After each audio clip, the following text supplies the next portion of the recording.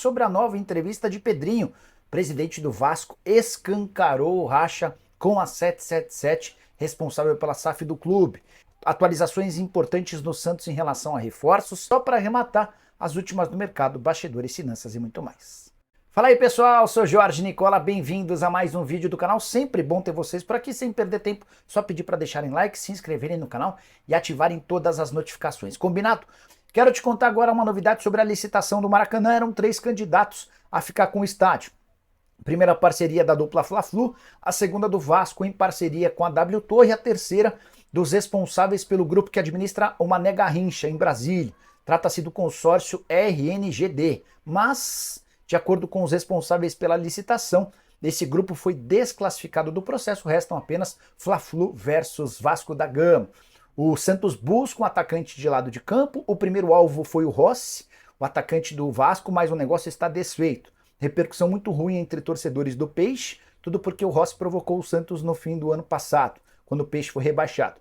O Santos desfez esse negócio e voltou a estaca zero em relação ao atacante de lado de campo, e é nesse contexto que o Maceió pode ser contratado.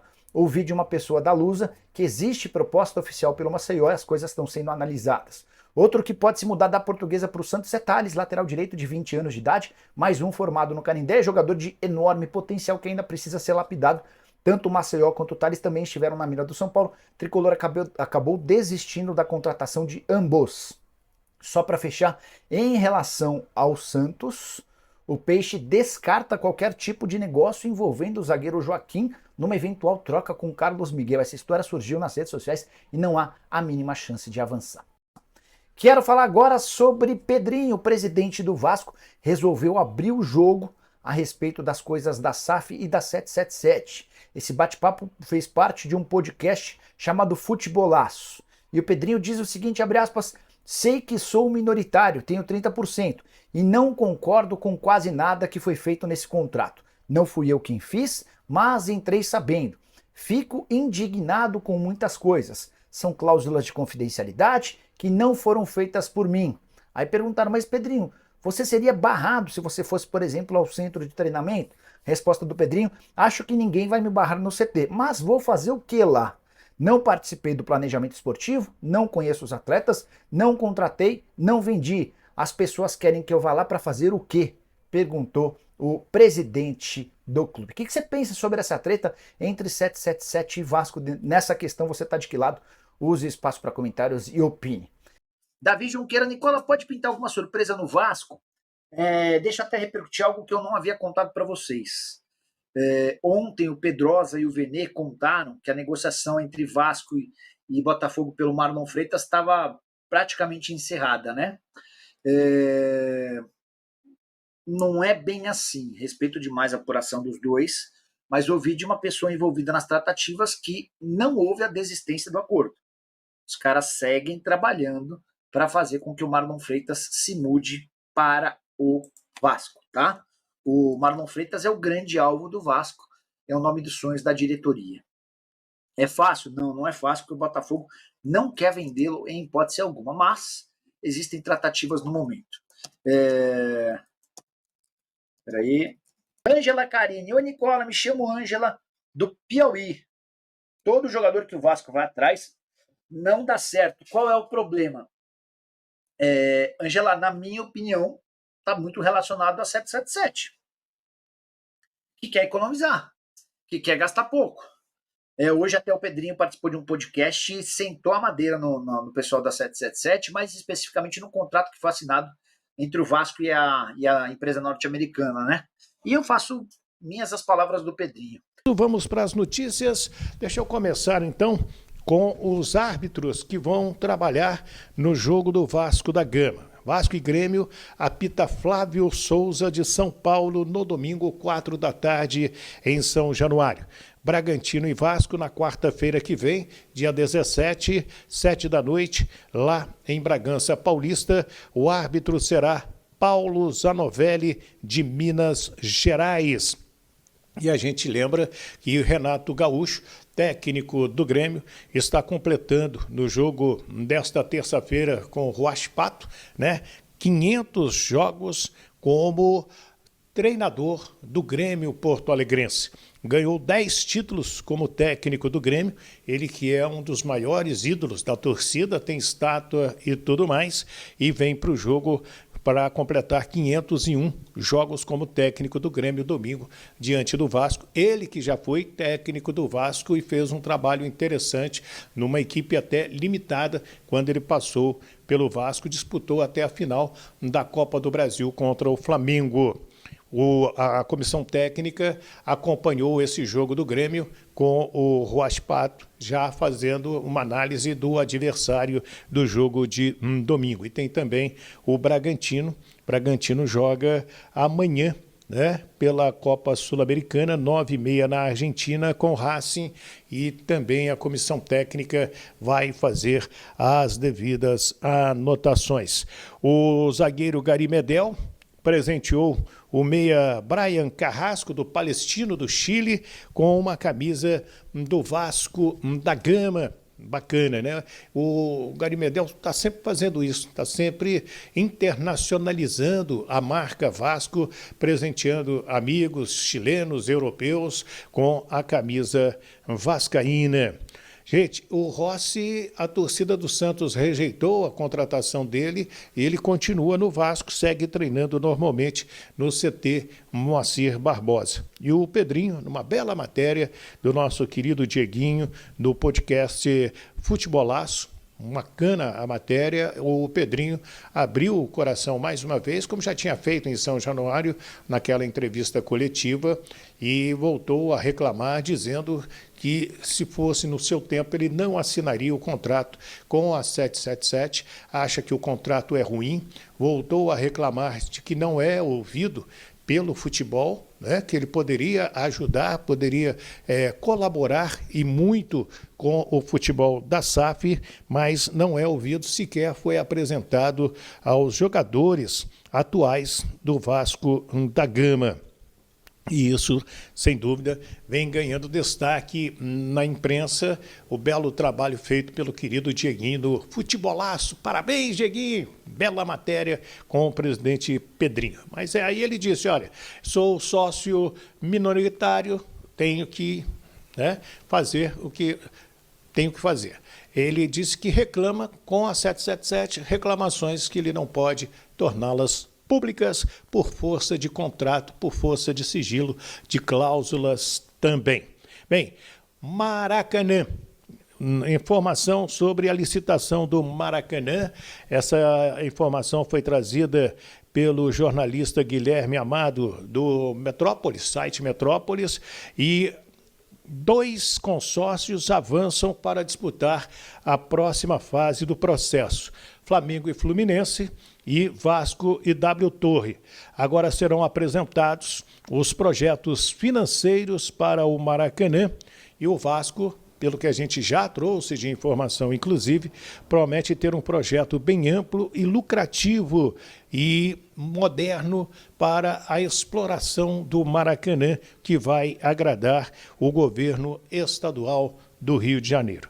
Vai sair amanhã, no Diário Oficial do Estado, informações importantes sobre a licitação do Maracanã.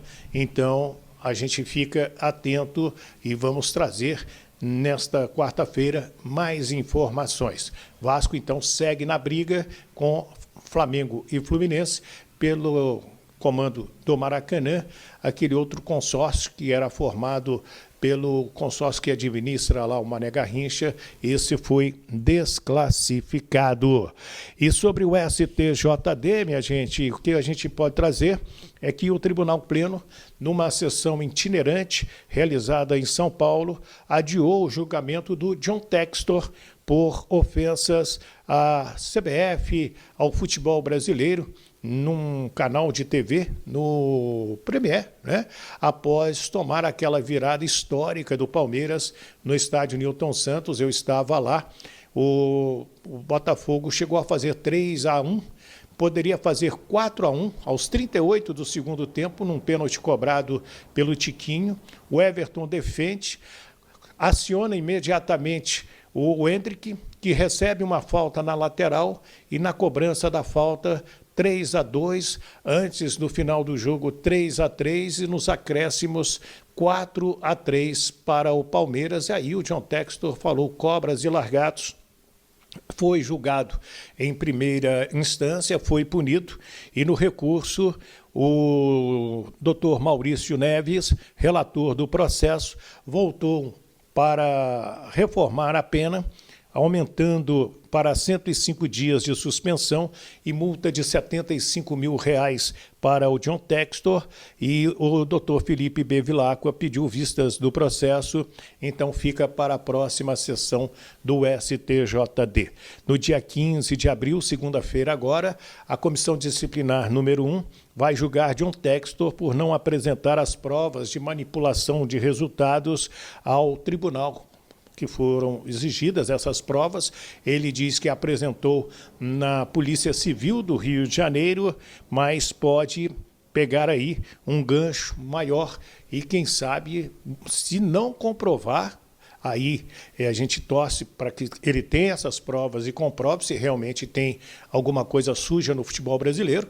A gente é a favor da transparência, do que é limpo, que é jogo limpo, né? O fair play, como diz a FIFA, e aí ficamos esperando o John Textor, que preferiu se omitir na justiça desportiva, falou na justiça comum, né? O Ministério Público do Rio de Janeiro, e pode levar um gancho na justiça desportiva, o dono da SAF do Botafogo. E aí, o que você acha? O que você achou dos nossos temas de hoje? Comente aí, né? Se inscreva no nosso canal. É isso aí, saudações, torcida vascaína. Está difícil, né? Cada vez mais acreditar na 777, né? Que chegou prometendo, né? Céus, mares, né? Tudo para o Vasco, e infelizmente não tem sido isso que tem acontecido, né? A 777 quer contratar mal e vender bem, né? Como já foi dito em alguns vídeos atrás, nas vendas ela vendeu 190 milhões e gastou 100 milhões, ou seja, ela teve um lucro aí, né, uma economia de 90 milhões de reais, né, nessas trocas de jogadores, né, venda de jogadores e compra de jogadores. E os 100 milhões que gastou contratando não foi aquelas contratações que você vê o time subindo de nível, né? Deixando o sarrafo lá no alto. Então tá complicado, né? Você não vê o Vasco entrar numa negociação aí com um jogador de nome, um jogador com uma alta qualidade, para você falar, poxa, agora o Vasco vai tá com um time forte dentro de campo, né? E brigar por títulos, né? Você não consegue pensar isso. Você já entra agora aí na semana de estreia do Brasileirão, você pensando, né, que o Vasco vai brigar por não cair novamente, né? Vai brigar na parte de baixo da tabela, porque esse time do Vasco precisa de reforços. Enquanto não chegar reforços, a equipe não vai subir o nível, né? Precisa alguém para jogar ali com o Payet, precisa alguém para jogar com o Verratti, mas é jogador com qualidade, não é qualquer um nome não, buscar qualquer jogador e tá bom, entendeu? Jogador mediano também, não é assim, o Vasco precisa buscar jogador forte, porque foi isso que a 777 prometeu quando chegou, né? Que ia brigar como rival, contratação por contratação, deixar um time forte, que o Vasco não ia sofrer mais, e a gente não tem visto isso, né? Sofreu para se classificar na Copa do Brasil, foi eliminado no Campeonato Estadual, na semifinal. Um vexame. Cara, pode falar que o Nova Iguaçu estava em ascensão, que é isso e tal, mas é um vexame você ser eliminado para a equipe do Nova Iguaçu, né? O Vasco gigantesco deu esse mole, né? Então, quero que você deixe aí sua opinião. Se inscreve no canal se ainda não é inscrito. Vamos buscar aí os 16 mil, estamos próximo. E queremos chegar aos 20 mil inscritos, né? Ative todas as notificações do canal também, para sempre estar recebendo aí nossas notícias. E compartilhe o vídeo também, para poder alcançar mais vascaíno aí, para estar nos ajudando. Valeu?